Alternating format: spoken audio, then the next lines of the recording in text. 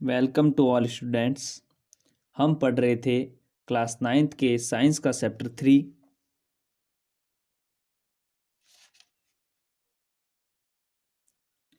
परमाणु एवं अणु, जिसके 2 पार्ट हम कर चुके हैं और ये इसका पार्ट 3 है। इस पार्ट 3 में हम जिस पहले पॉइंट पर बात करेंगे वो है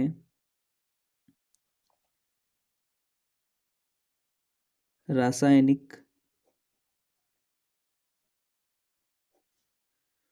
सूत्र लिखना। रासायनिक सूत्र बेसिकली किसी भी यौगिक का प्रतीकात्मक रूप होता है। जैसे अगर कोई भी यौगिक है उसको प्रतीकों के रूप में हम कैसे दर्शा सकते हैं, ये होता है उसका रासायनिक सूत्र।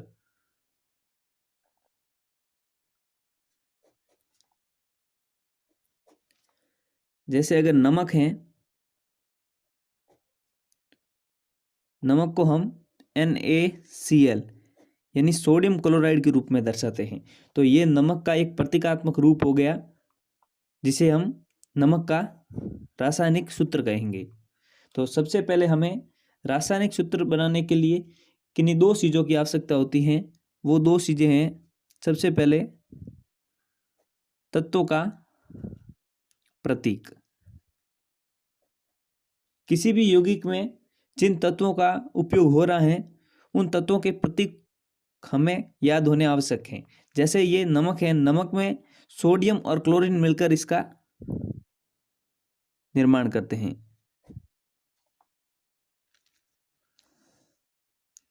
तो इसमें सोडियम का जो प्रतीक है, जो सोडियम को जो दर्शाता है वो है Na, और जो क्लोराइड यानी जो क्लोरीन को दर्शाता है वो है Cl। इसी प्रकार हमें जिन 2 चीज़ों की आवश्यकता होती है उसमें से पहली चीज़ है किसी भी रासायनिक सूत्र को लिखने के लिए वो है तत्व का प्रतीक, और दूसरी है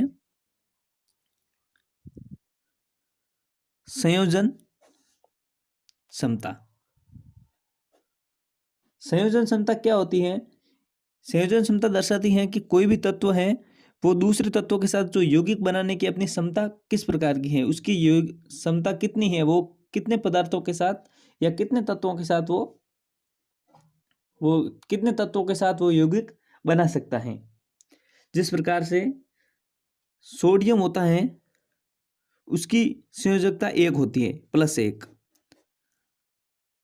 पोटेशियम की भी संयोजकता +1 होती है। इस प्रकार से हमारी जो बुक है उसमें हमें जो सभी महत्वपूर्ण तत्व हैं उनकी संयोजकता दे रखी है जिसे हमें याद करना है। जो नेक्स्ट पॉइंट है वो है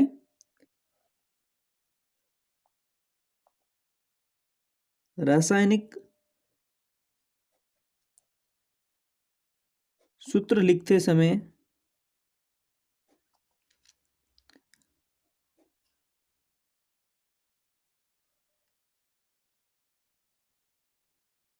किन नियमों का ध्यान रखना चाहिए या किन नियमों का पालन करना चाहिए। तो इसमें सबसे पहला है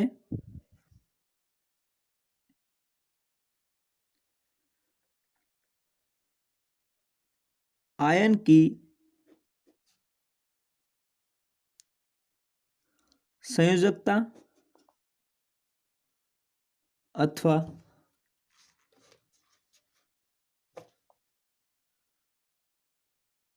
आवेश संतुलित होना चाहिए।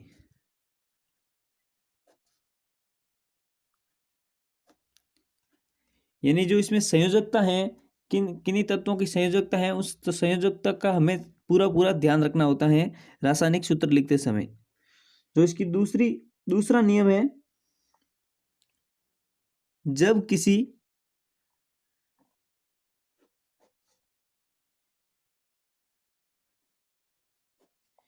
यौगिक में धातु एवं अधातु का संयोजन होता है तो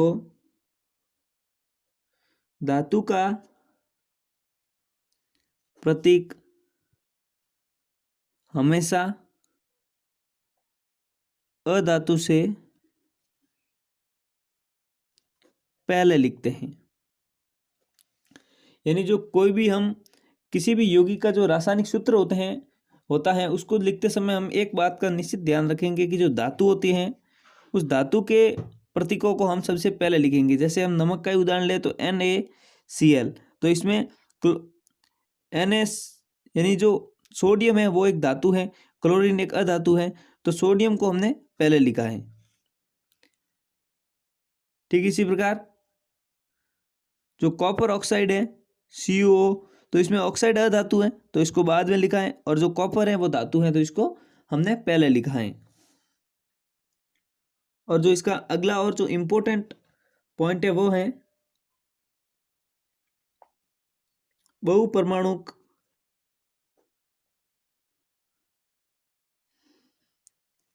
आयनों द्वारा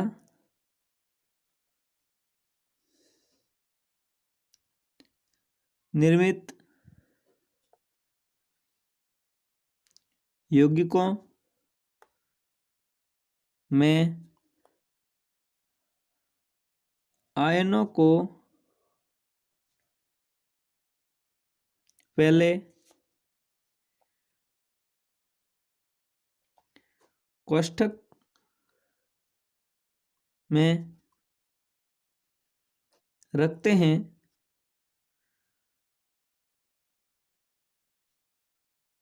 तत्पश्चात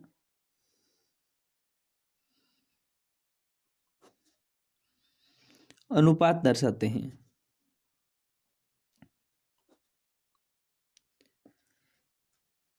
इस नियम के अनुसार कोई भी बहुपरमाणुक आयन से निर्मित यौगिक है उसमें हम जो बहुपरमाणुक जिसकी संयोजकता 2 से अधिक होती है यानी 1 से अधिक होती है बहुपरमाणुक आयन वाला जो तत्व होता है उसको हम एक कोष्ठक में दर्शाते हैं। जैसे CaOH और 2, इसमें OH की जो संयोजकता है वो एक बहुपरमाणुक संयोजकता है। कैसे कि इसमें हाइड्रोजन और ऑक्सीजन दोनों साथ में है, इसलिए सबसे पहले हम इसको कोष्ठक में बंद कर देंगे, फिर इसका जो आयतन अनुपात वाली जो संख्या है वो यहाँ दर्शाएंगे। तो चलिए हम ट्राई करते हैं कुछ तत्वों को लिखकर, कुछ तत्वों के सूत्र लिखकर। सूत्र लिखने के लिए हमें सबसे पहले क्या करना पड़ेगा कि जो तत्व के प्रतीक हैं उन्हें इस तरह से हॉरिजॉन्टल में लिखेंगे और इसके ठीक नीचे उनकी संयोजकता लिखेंगे। संयोजकता की टेबल 3.6 हमारी जो पाठ्य पुस्तक है, टेक्स्ट बुक है, उसमें दी हुई है। इसमें से हमें संयोजकता इसमें देख देख कर लिखनी है। तो सबसे पहले हम जिस यौगिक का सूत्र लिखने जा रहे हैं वो है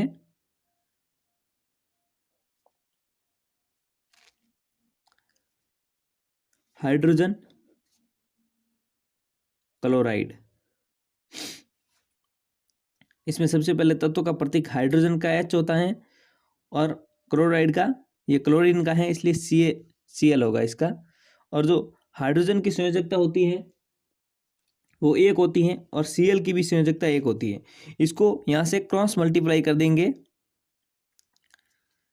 HCl, तो इसमें दोनों की संयोजकता 1 है, तो जिसे लिखने की जरूरत नहीं है। तो इसका ये रासायनिक सूत्र हो गया हाइड्रोजन क्लोराइड का HCl। और जो सेकंड है वो है हाइड्रोजन सल्फाइड। इसमें हाइड्रोजन का H और सल्फर का S।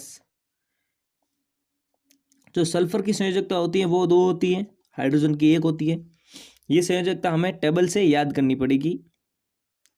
इसको क्रॉस मल्टीप्लाई करेंगे तो ये जो 2 हैं वो H के साथ जुड़ जाएगा और इसका जो 1 है वो इसे हमें लिखने की जरूरत नहीं है। तो हाइड्रोजन सल्फाइड का रासायनिक सूत्र हो जाएगा H2S।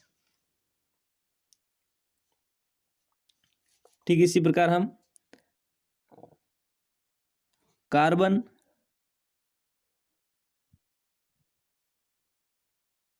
टेट्राक्लोराइड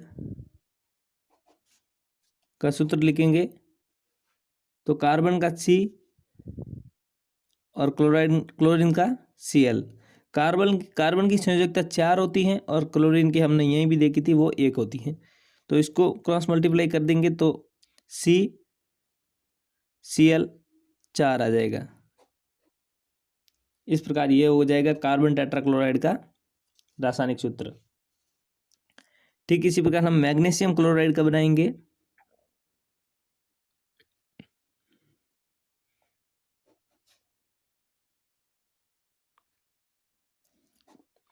यहाँ तो हम ऐसे ही संयोजकता लिख रहे थे, अब हम इन संयोजकता के ऊपर जो धनायन या ऋणायन या जो प्लस और माइनस के निशान है उनको भी हम ध्यान से देखेंगे। तो जो सबसे पहले हम मैग्नीशियम लिख देंगे इधर और दूसरी तरफ हम क्लोरीन की जो संयोजकता होती है वो -1 होती है और जो मैग्नीशियम की जो संयोजकता होती है वो +2 होती है। हम क्रॉस मल्टीप्लाई कर देंगे तो Mg आ जाएगा ऐसे ही और Cl2 हो जाएगा।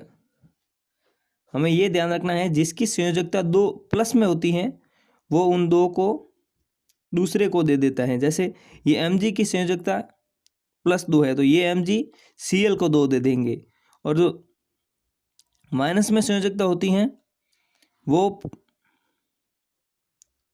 जिसकी संयोजकता माइनस में होती है वो अपने पास दूसरे की संयोजकता लेगा। जैसे Cl की संयोजकता माइनस में है तो इसने Mg की संयोजकता ले ली और जो Mg की संयोजकता प्लस में है तो इसने Mg अपनी संयोजकता दान में दे दी।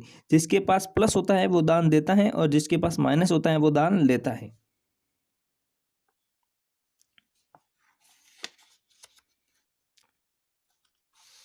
तो नेक्स्ट है वो नेक्स्ट सूत्र हम करेंगे एल्यूमिनियम ऑक्साइड का। एल्यूमिनियम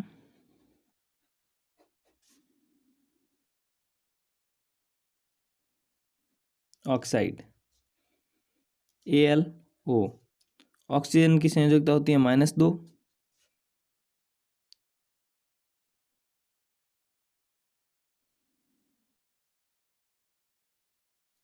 और जो एल्यूमिनियम की जो संयोजकता या आवेश होता है वो -3 होता है।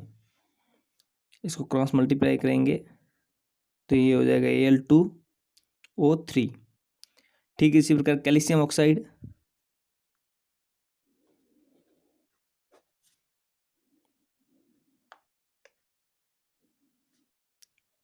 CaO यहाँ +2 यहाँ -2 Ca2O2। यहाँ अगर संयोजकता दोनों की बराबर आ रही है जैसे यहाँ भी 2 यहाँ भी 2 तो ये दोनों कट रहे हैं तो इसको हम सिंप्लीफाई करके CaO भी लिख सकते हैं। ठीक इसी प्रकार आप सोडियम नाइट्रेट और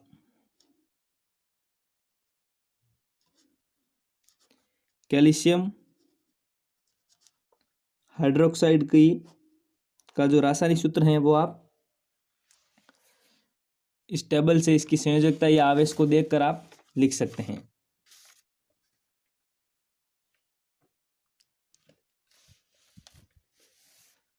नेक्स्ट जो पॉइंट है हम वो पढ़ेंगे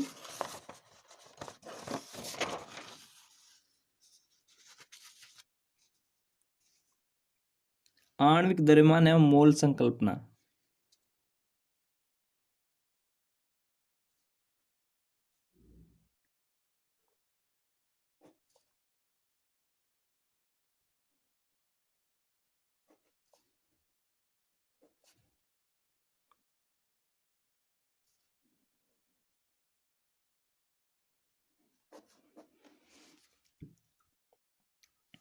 आणविक द्रव्यमान के बारे में तो हम पढ़ ही चुके हैं।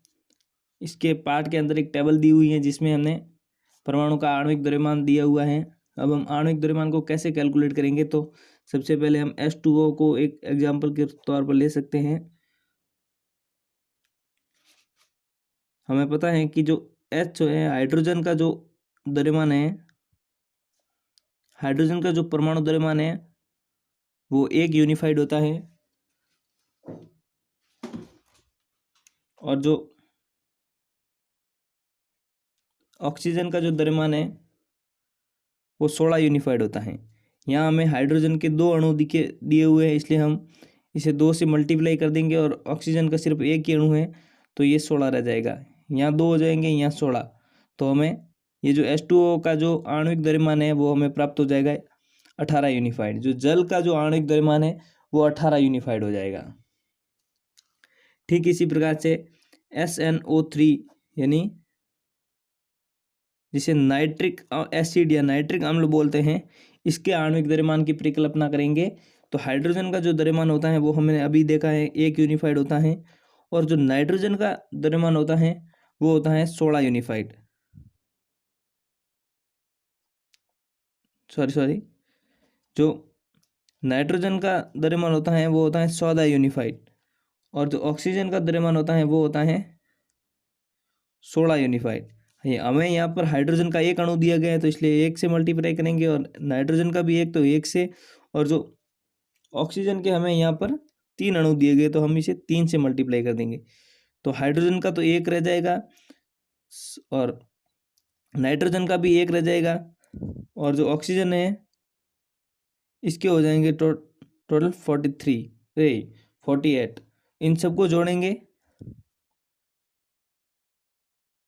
तो 36 यूनिफाइड HNO3 यानी नाइट्रिक अम्ल का आणविक द्रव्यमान आ जाएगा। ठीक इसी प्रकार से सूत्र इकाई द्रव्यमान भी इसी प्रकार से निकालते हैं।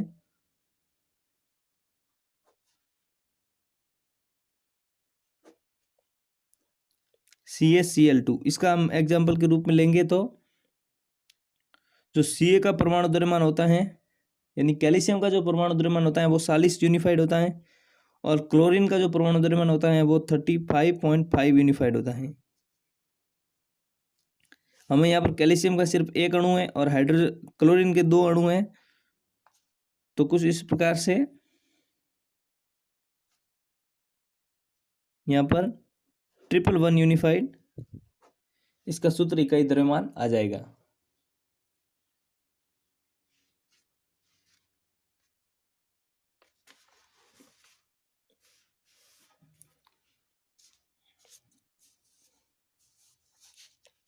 अब हमारा नेक्स्ट टॉपिक है मोल संकल्पना, नेक्स्ट और ये लास्ट टॉपिक होने वाला है इस चैप्टर का।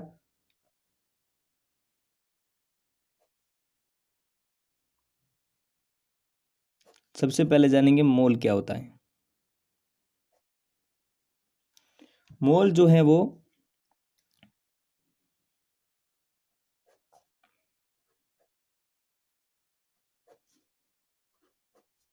पदार्थ की मात्रा की इकाई है। परमाणु से किस प्रकार से जो मोल संबंधित हैं, तो किसी पदार्थ में किसी पदार्थ के 1 मोल में जो कण होते हैं, जो परमाणु के कण होते हैं उनकी संख्या निश्चित होती है। जो 1 मोल में 6.022 गुणा 10⁻23 परमाणु होते हैं। किसी भी पदार्थ के या किसी भी तत्व के 1 मोल में ये परमाणु की संख्या एक निश्चित रहती है। इसे अवोगाद्रो संख्या भी कहते हैं।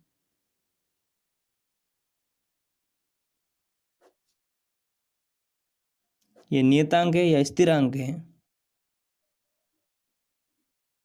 जो निश्चित रहता है। 1 मोल में किसी भी तत्व के 1 मोल में परमाणु की संख्या ये निश्चित रहती है। जैसे हाइड्रोजन है तो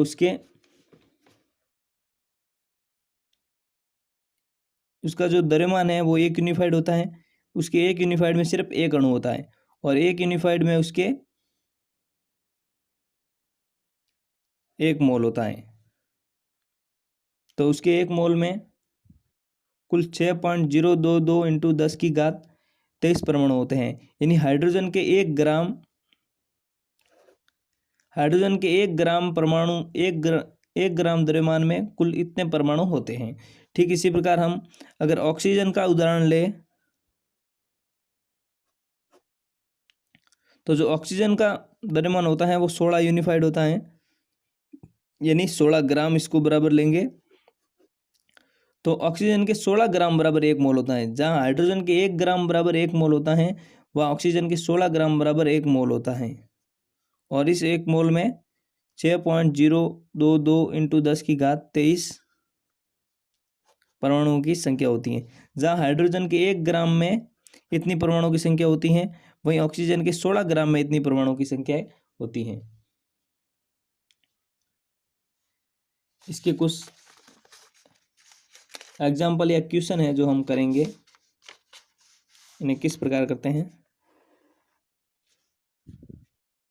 मोलों की संख्या की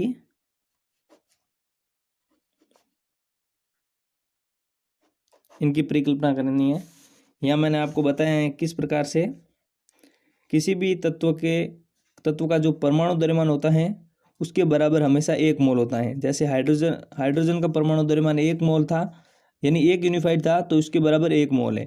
और यही दूसरी तरफ ऑक्सीजन का 16 यूनिफाइड है तो भी उसके बराबर 1 मोल है। यानी कि किसी भी पदार्थ का जो द्रव्यमान होता है, परमाणु द्रव्यमान होता है, उसके बराबर 1 मोल होता है हमेशा। तो इसका एक एग्जाम्पल या क्वेश्चन है वो है 52 ग्राम हीलियम में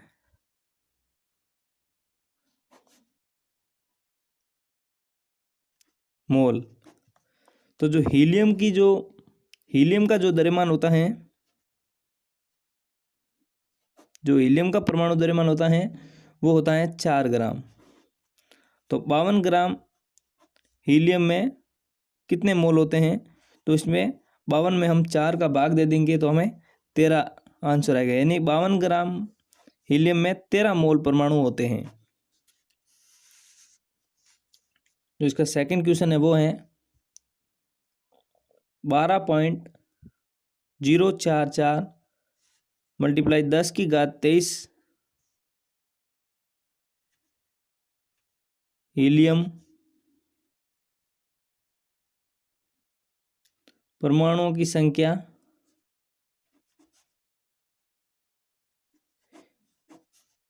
कितने मोल में होती है। तो ये हमें संख्या दी गई है।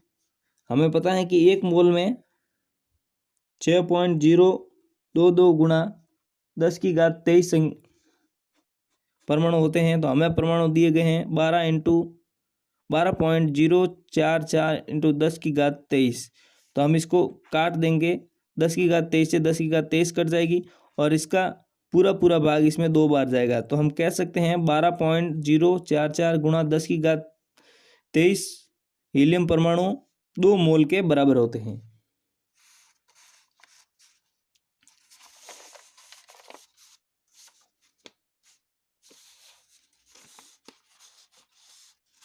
तो नेक्स्ट क्वेश्चन है वो है 0.5 मोल N2 गैस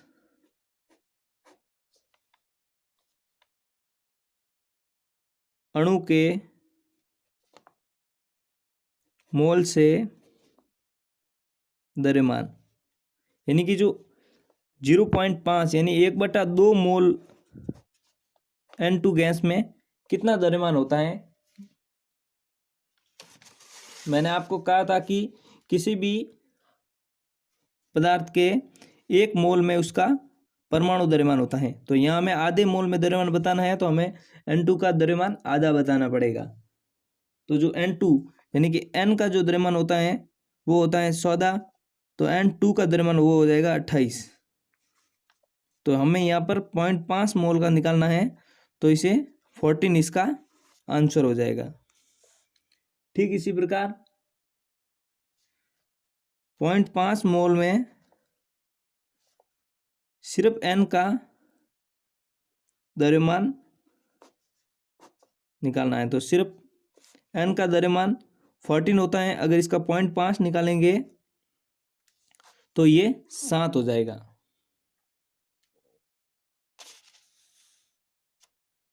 ठीक इसी प्रकार से इसका अगला क्वेश्चन है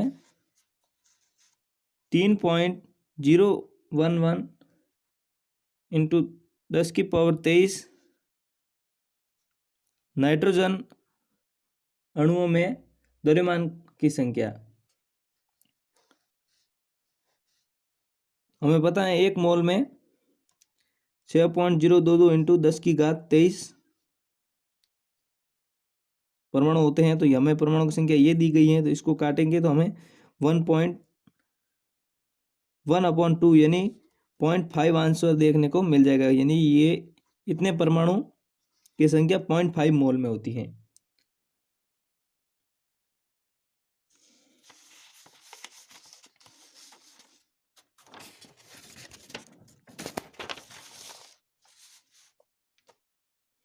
नेक्स्ट जो क्वेश्चन दिया गया है वो है 46 ग्राम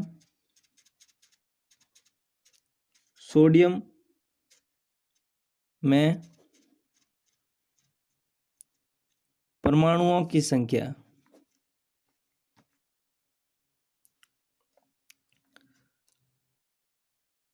हमें ये पता होना चाहिए कि जो सोडियम होता है उसका द्रव्यमान, परमाणु द्रव्यमान कितना होता है। तो सोडियम का परमाणु द्रव्यमान 23 होता है और 46 ग्राम सोडियम में 46 ग्राम सोडियम जो है वो सोडियम के 2 मोल के बराबर होता है और 1 मोल में 6.022 इंटू 10⁻23 परमाणु होते हैं। तो 2 मोल में 12.044 इंटू 10⁻23 परमाणु होंगे। जो नेक्स्ट क्वेश्चन है वो है 8 ग्राम ऑक्सीजन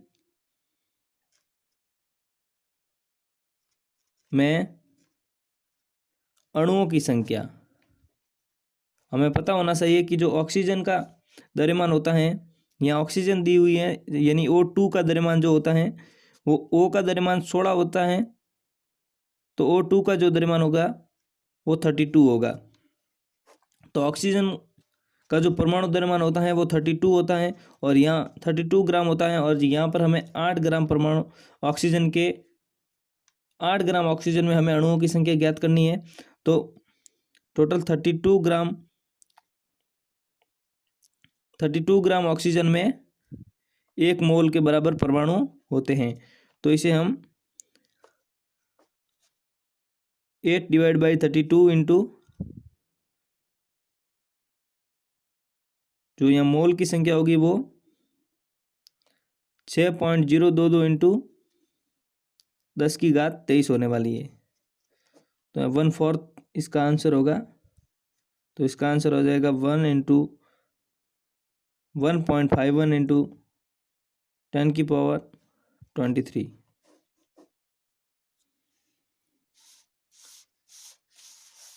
तो स्टूडेंट्स, इसी के साथ हमारा ये चैप्टर 3 का पार्ट 3 यहीं कंप्लीट होता है। इसी के साथ चैप्टर 3 भी यहीं कंप्लीट होता है। तो नेक्स्ट जो वीडियो है इसमें हम चैप्टर 3 के